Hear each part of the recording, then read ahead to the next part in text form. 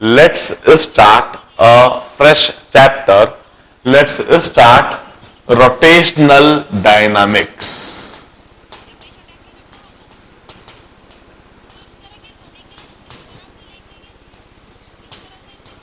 Now, in fact, rotational dynamics is the summary of whole mechanics. पूरे के पूरे mechanics की यह समरी है. Here we would be summarizing whatever we would be repeating and summarizing whatever we had studied till now. इस chapter को हमने 4 part में डिवाइड करके रखा है. In the first part of chapter, we'll study rotational kinematics. The first part of the chapter is rotational kinematics. Rotational kinematics में एक तरीके से हम motion in 1D, motion in 2D और सर्कुलर मोशन इन तीनों चैप्टर को दोबारा पढ़ेंगे. हम इसमें एक रोटेटिंग बॉडी होगी, उस रोटेटिंग बॉडी को देखेंगे और उस रोटेटिंग बॉडी के लिए displacement, velocity, acceleration, angular displacement, angular velocity, angular acceleration, हम इन पैरामीटर्स को रिलेट करेंगे और हम सारा काम इन्हीं पैरामीटर्स में समझेंगे. रोटेशनल काइनेमेटिक्स समझते समय हमें इस बात से कोई मतलब नहीं होगा कि कोई बॉडी क्यों रोटेट होती है. हम सिर्फ एक रोटेटिंग बॉडी में काइनेमेटिक्स के पैरामीटर को रिलेट करते रहेंगे, इन्हें समझते रहेंगे. इस पोर्शन को पढ़ते समय motion in 1D, motion in 2D और सर्कुलर मोशन एक तरीके से आपके रिवाइज हो जाएंगे. The second part of the chapter is rotational dynamics. Chapter के दूसरे भाग में हम रोटेशनल डायनामिक्स पढ़ेंगे. Here we'll go over the cause of rotation. आखिर कोई बॉडी रोटेट क्यों करती है? हम जब फैन को स्विच ऑन करते हैं तब वो रोटेट करना चालू कर देता है. हम जब फैन को स्विच ऑफ करते हैं तो उसका रोटेशनल मोशन कम होता जाता है और वो धीरे धीरे बंद हो जाता है. हम इस जगह पर समझेंगे कि आखिर स्विच ऑन करने पर फैन पर क्या चीज एक्ट करती है जो फैन को रोटेट करवाने लगती है. What makes the body rotate? और फैन को स्विच ऑफ कर देने पर फैन धीमा क्यों होने लगता है, उसका रोटेशन कम क्यों होने लगता है, आखिर वह फाइनली रुक क्यों जाता है. हम इस बात को समझेंगे रोटेशनल डायनामिक्स में. इस रोटेशनल डायनामिक्स को पढ़ते समय एक तरीके से हम Newton's law, force, friction, WPE, momentum and it's conservation, वह सारी चीज एक तरीके से रोटेशनल डायनामिक्स में हम दोबारा पढ़ते रहेंगे. जब हम रोटेशनल डायनामिक्स के प्रॉब्लम्स करेंगे तो दोबारा वह सारी चीज रिपीट होंगी और उनके कंसेप्ट और भी बेहतर बनते चले जाएंगे. The third part of the chapter is the concept of moment of inertia. It's altogether a new concept of this chapter. हम एक एनालॉगस क्वांटिटी डिफाइन करेंगे, quantity which is analogous to mass. इस रोटेशनल डायनामिक्स में moment of inertia एक नई term conceptualise की जाएगी और इस तीसरे भाग में मोमेंट ऑफ इनर्शिया को समझते रहेंगे. हो सकता है हम मोमेंट ऑफ इनर्शिया को पहले पढ़े और रोटेशनल डायनामिक्स को बाद में पढ़े. And the fourth part of the chapter is the most interesting, the most challenging part of the chapter, that is rolling. इस चैप्टर पर सबसे डिफिकल्ट, सबसे टफ प्रॉब्लम्स इसी पार्ट से बनते हैं. Rolling. What do you mean by rolling? Here we will study the motion of any tyre. किसी भी व्हीकल का जो टायर होता है, जो व्हील होता है, जब एक ट्रक मूव करता है तो जो टायर की मोशन है दैट इज कॉल्ड रोलिंग. वो रोटेट भी करता जाता है, आगे भी बढ़ता जाता है, वह रोलिंग कहलाता है। हम फोर्थ पार्ट में रोलिंग फिनोमेना को समझेंगे, and this is one of the most interesting and one of the most challenging part of the chapter. इसमें पूरी की पूरी मैकेनिक्स रोलिंग पढ़ते समय आएगी और मैकेनिक्स के कंसेप्ट पूरी तरह से हिलाने की कोशिश की जाएगी। सबसे ज्यादा ब्रेन स्टॉर्मिंग, सबसे ज्यादा दिमाग चलाने वाला टॉपिक होगा यह। और जेई में टफेस्ट प्रॉब्लम जो बने हैं वो रोलिंग पर ही बने हैं। अब जनरली रोटेशनल डायनामिक्स की इंपॉर्टेंस इसलिए बहुत ज्यादा है because this chapter governs the confidence level of whole mechanics. पूरे मैकेनिक्स पर आपका कितना कॉन्फिडेंस है या नहीं है, वो इस बात पर निर्भर करता है कि आपने रोटेशनल डायनामिक्स को कितना सीरियसली, कितना सिंसियरली पढ़ा है, इसमें कितने एफर्ट्स लगाए हैं, कितना अच्छी तरह से इसको सीखा है, समझा है, कितने प्रॉब्लम्स करें। यदि आपने रोटेशनल डायनामिक्स पर अच्छी मेहनत कर ली, रोटेशनल डायनामिक्स को बड़े ध्यान से सुनकर समझ लिया, इसके प्रॉब्लम्स भरपूर प्रैक्टिस कर लिए, तो आप जिंदगी भर मैकेनिक्स को लेकर कॉन्फिडेंट रहोगे। आप आईआईटी जेई जब अपियर करोगे तो आप यह कहोगे, I know mechanics, I had learned mechanics and I can solve problems over mechanics. Mechanics का कैसा भी सवाल दे दिया जाए मैं करके आता हूं। मगर यदि रोटेशनल डायनामिक्स आपने अच्छी तरह से नहीं पढ़ा, इस दौरान आपने मक्कारी दिखाई, क्लासेस मिस करी, इस दौरान आपने शीट्स नहीं करी, प्रॉब्लम्स प्रैक्टिस नहीं करे, तो आपका पूरे के पूरे मैकेनिक्स पर ही कॉन्फिडेंस नहीं होगा।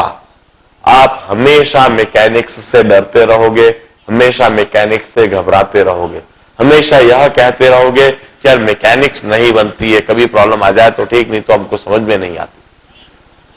रोटेशनल डायनामिक्स का सबसे ज्यादा इंपॉर्टेंस सिर्फ कॉन्फिडेंस लेवल बनाने और बिगाड़ने में ही होता है।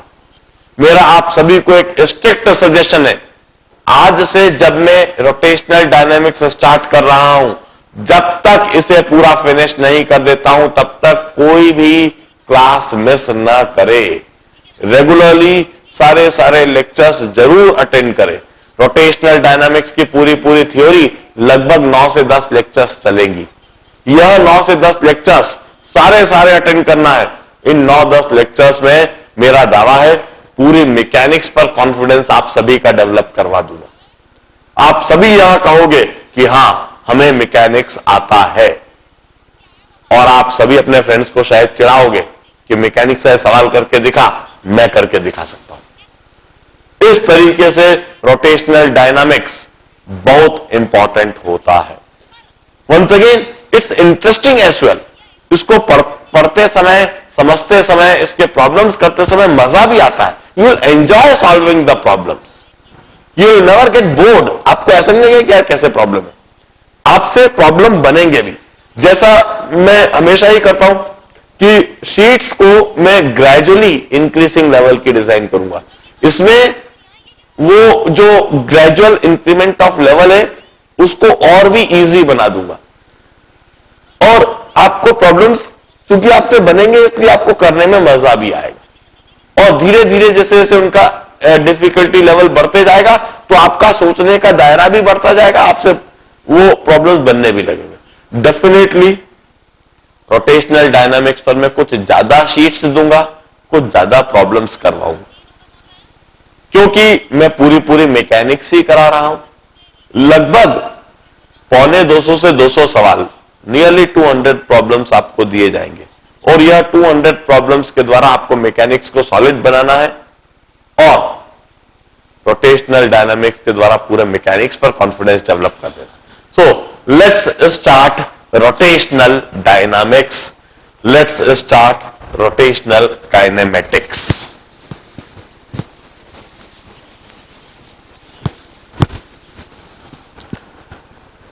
देखिए, this is any body free to from the board. यह कोई बॉडी है जो बोर्ड के प्लेन पर फ्रीली मूव कर सकती है किसी भी तरह से। It may move in any manner. मैं इस बॉडी के एक पॉइंट को फिक्स कर देता हूं, point O. I fix it in such manner that this point O could not move, it could not translate, it could not change its position. यह point अपनी पोजीशन से हट नहीं सकता। नाउ अब यदि मैं इस बॉडी पर किसी भी पार्टिकल को देखूं,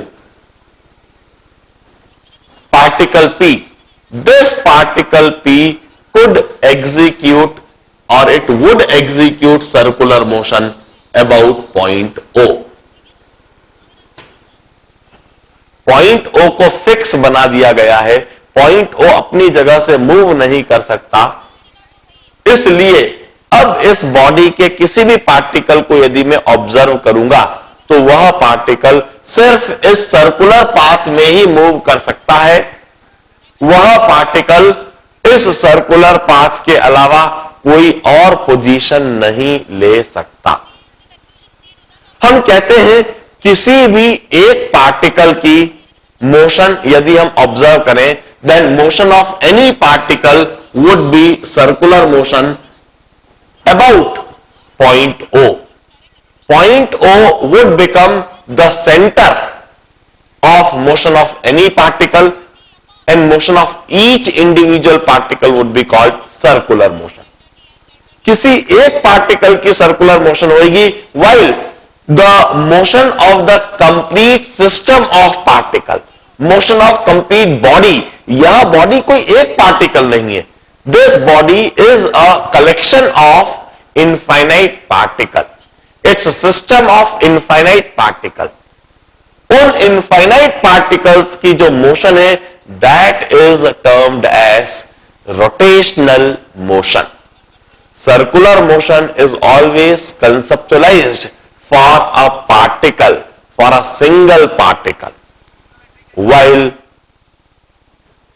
rotational motion is conceptualized for a bulk particle, a group of particles.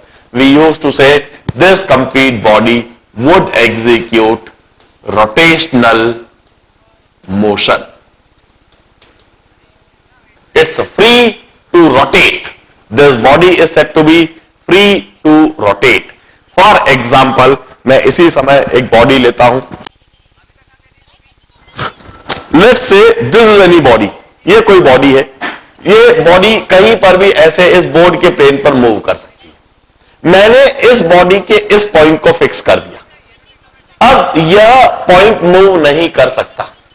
यदि यह पॉइंट मूव नहीं कर सकता तो देखिए बाकी की पूरी बॉडी किस तरह से मूव कर सकती है, इस तरह से। यह point it would always maintain its distance fix from the fix point. एक फिक्स पॉइंट से अपनी डिस्टेंस फिक्स रखेगा और फिक्स डिस्टेंस रखते हुए इस तरह से सर्कुलर मोशन करेगा।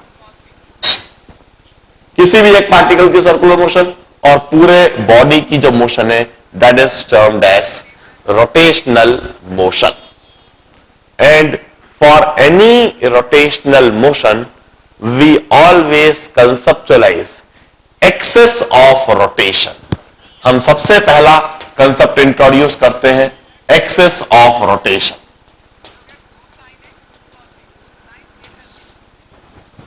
We used to say axis of rotation is locus of point which remains fixed during the rotational motion.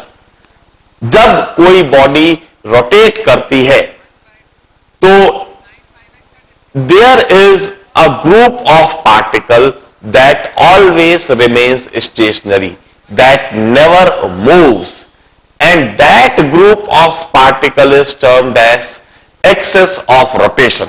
For example, if this point O is kept fixed, then imagine a group of particle perpendicular to board and passing through this O. We used to say This body is free to rotate on the plane of board. We used to say plane of board is the plane of rotation.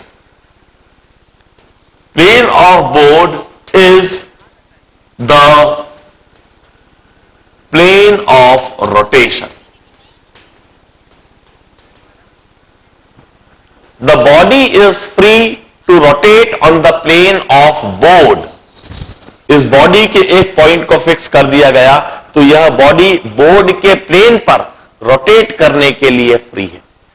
और इस rotational motion के लिए हम axis of rotation conceptualise करेंगे। Axis of rotation is defined as locus of point that remains fixed. Axis of rotation. Its locus of point that remains stationary during rotational motion.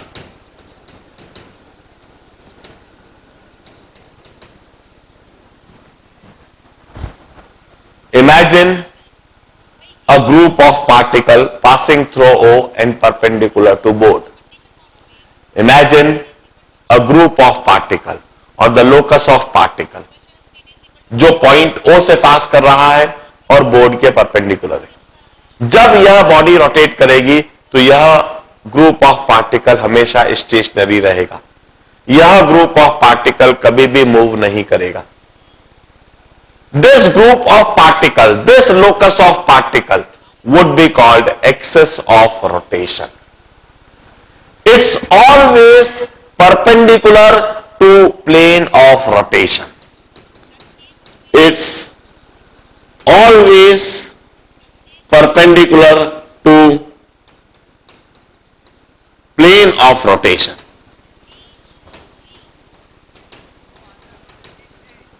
Or I will say axis of rotation is perpendicular to plane of rotation. It passes through the fixed point.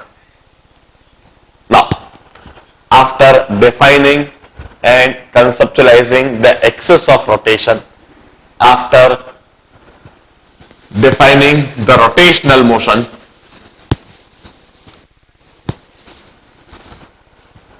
once again we imagine a body free to move on the plane of board.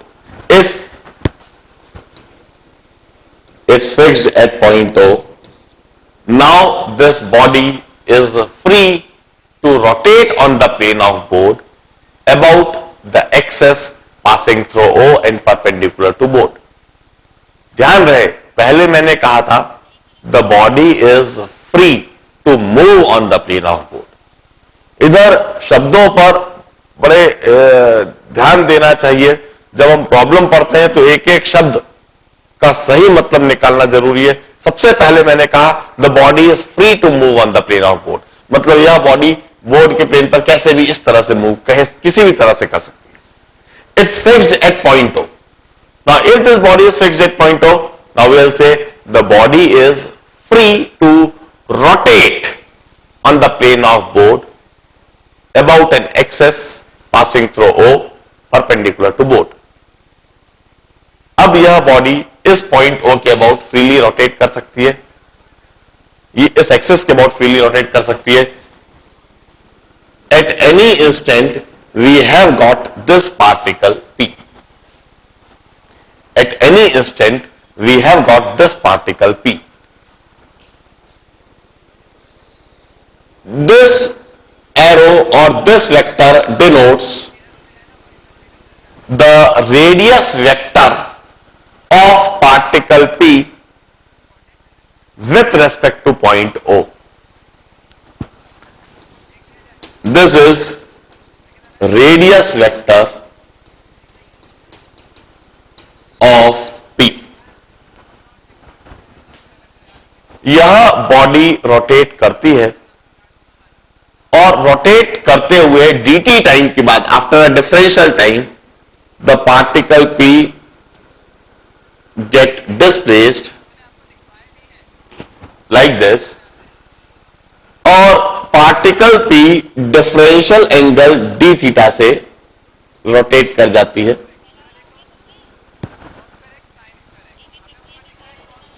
dt time, during dt time यह particle p position q पर आ जाता है। We use to से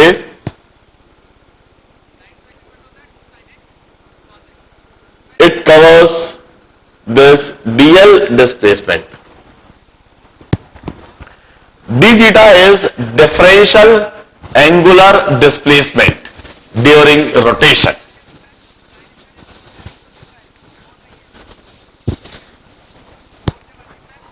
d theta is differential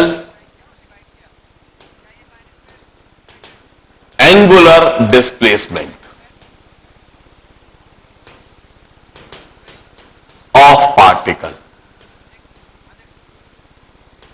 of P. Differential means a very small, infinitesimal, such small which could not be measured. dl is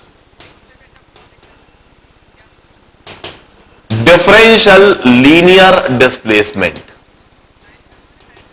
Differential linear displacement.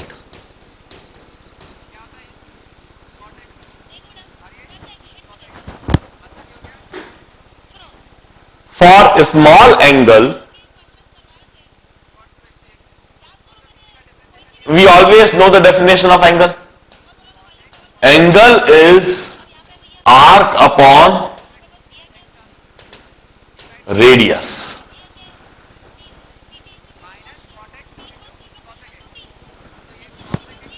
Angle swept by the particle is d theta.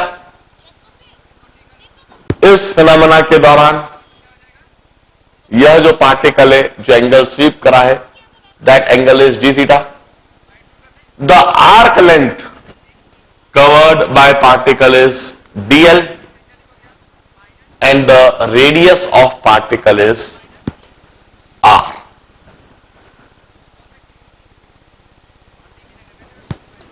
dl is equal to r d theta. During rotational motion, this relationship would always hold. I had wrote the relationship in differential manner. इस जगह पर r तो radius vector है. The radius vector have got its magnitude equal to the distance of point P from point O. Point P का point O से जो भी कुछ दूरी है that is the magnitude of radius vector. The direction of radius vector is the direction of arrow. d theta is differential angular displacement. dl is differential linear displacement. अब for small angular displacement, यदि particle का small angular displacement होता है d theta angle displacement होता है, then we used to say for a small angle arc length would always be equal to chord length. For a small angle d theta, arc length would be equal to chord length. Small angle d theta होगा तो ये जो arc की length है वही chord की length होगी. And chord is equal to displacement vector of the particle. Chord is displacement vector of particle.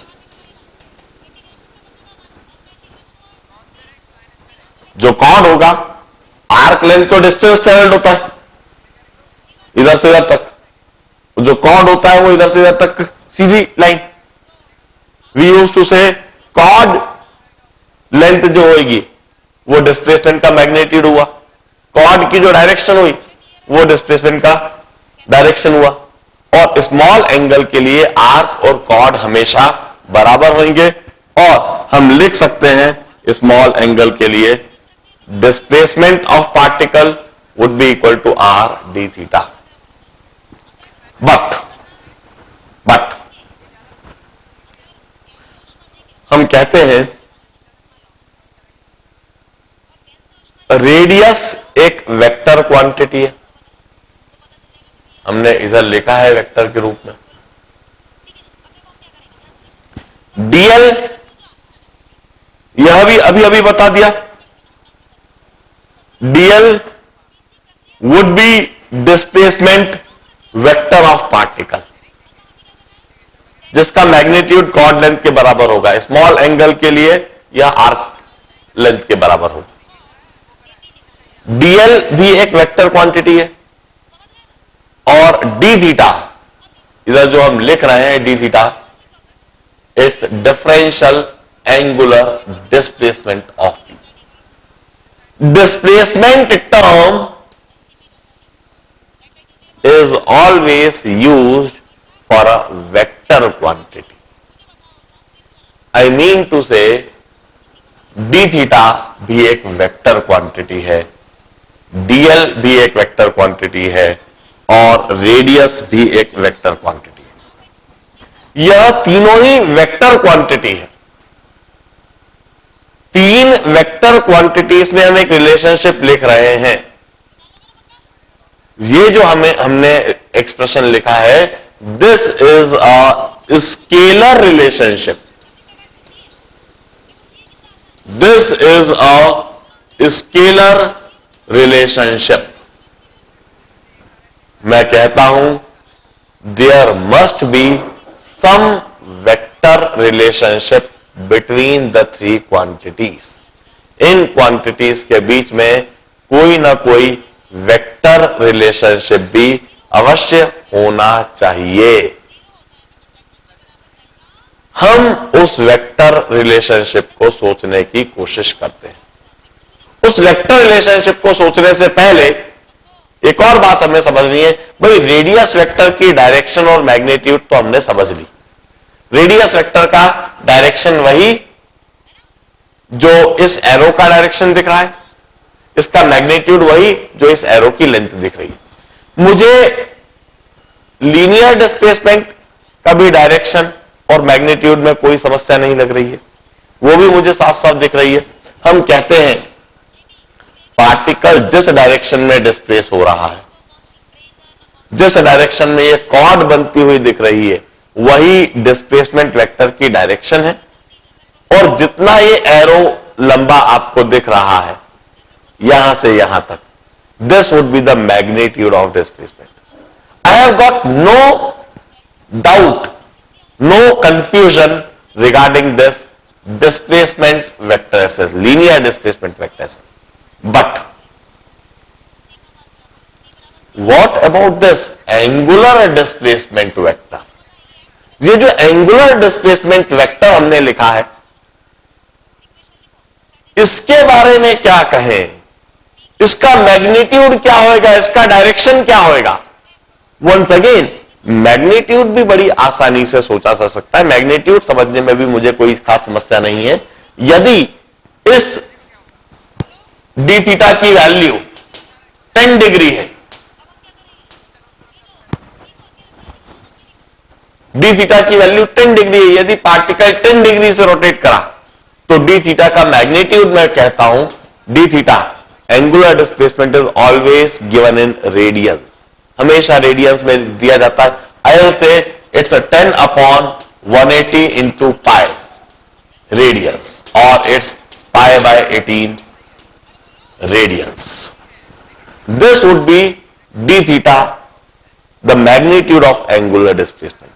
ये तो एंगुलर डिस्प्लेसमेंट का मैग्नीट्यूड हुआ कि वो कितने एंगल से घूम रहा है। But what about the direction? D theta का डायरेक्शन किसे कहेंगे? वी यूज टू से the direction of angular displacement is always along the axis of rotation. Angular displacement vector have got its direction always along the axis of rotation. यह angular displacement vector या तो board के अंदर की तरफ कहा जाएगा या बोर्ड के बाहर की तरफ कहा जाएगा. इसकी दो पॉसिबल डायरेक्शंस हो सकती है.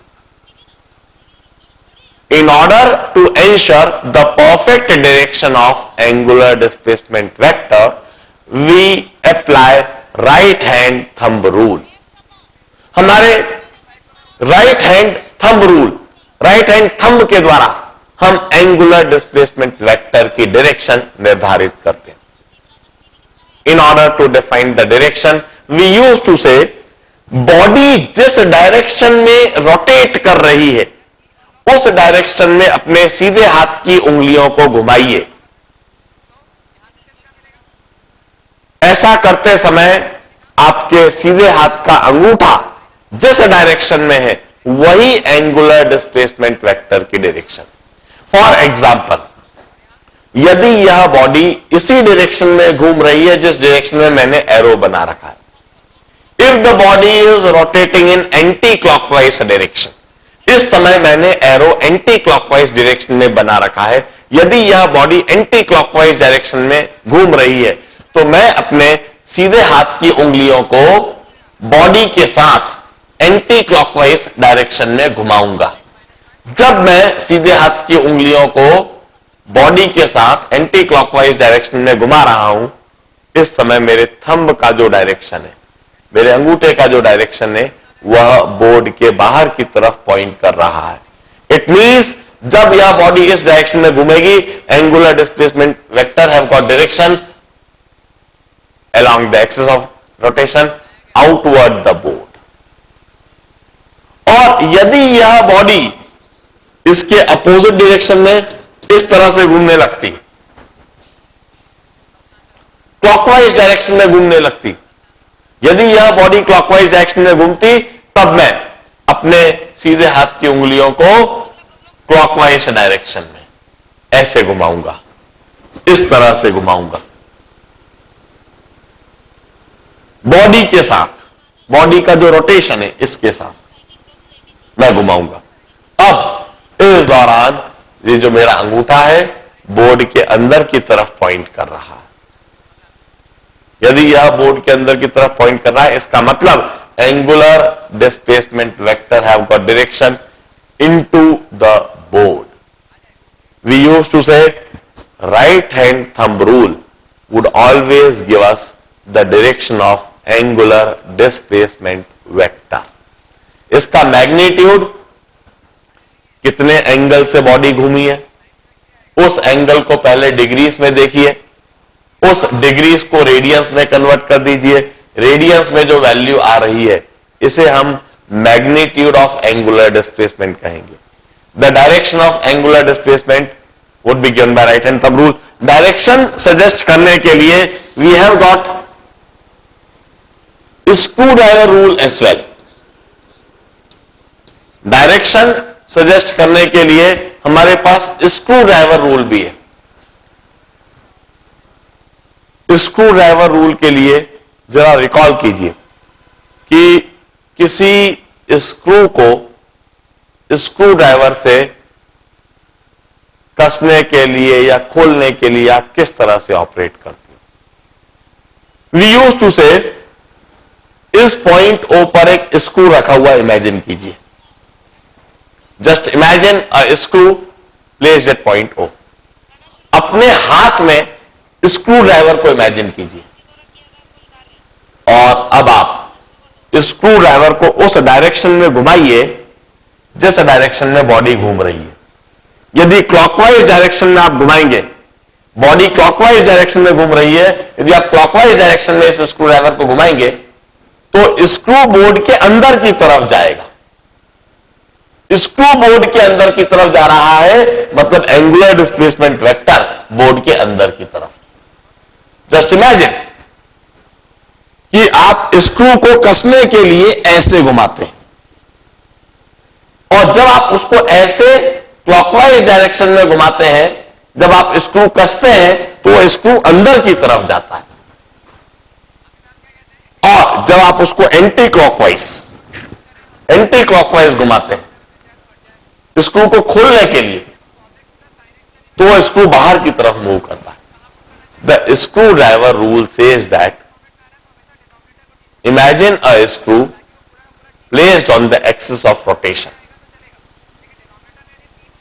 then imagine as if you are driving a screwdriver in the direction of rotation of body. The motion of screw would give you the direction of angular displacement vector. Although it's a rubbish law, मैं हमेशा कहता हूं कि कई बार हम लोग ही confuse रहते हैं कि स्क्रू ड्राइवर को किस डायरेक्शन में घुमाए तो कहां जाएगा, खोलने के लिए कहां घुमाए और कसने के लिए कहां घुमाए।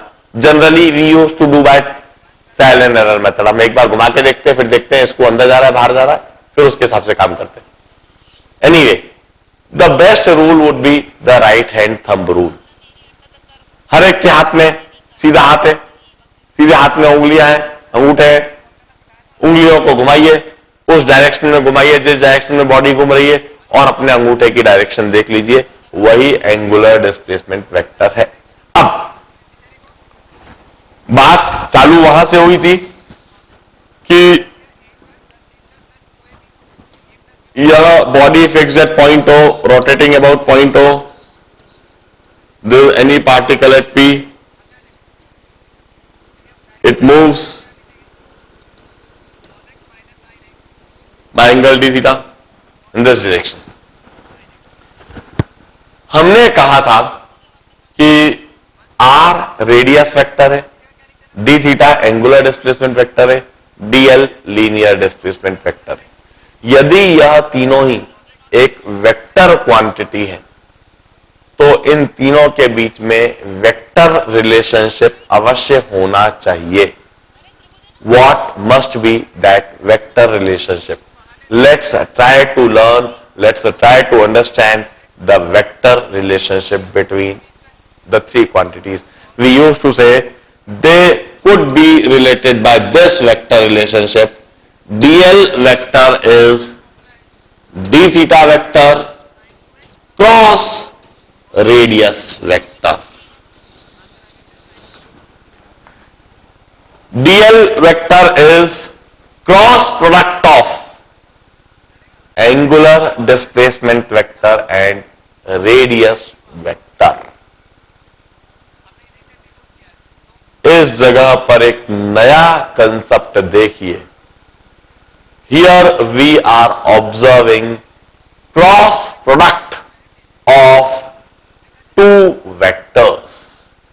अभी तक हमने वेक्टर्स के बारे में कई सारे ऑपरेशंस सीखे हैं और उन ऑपरेशन के एप्लीकेशन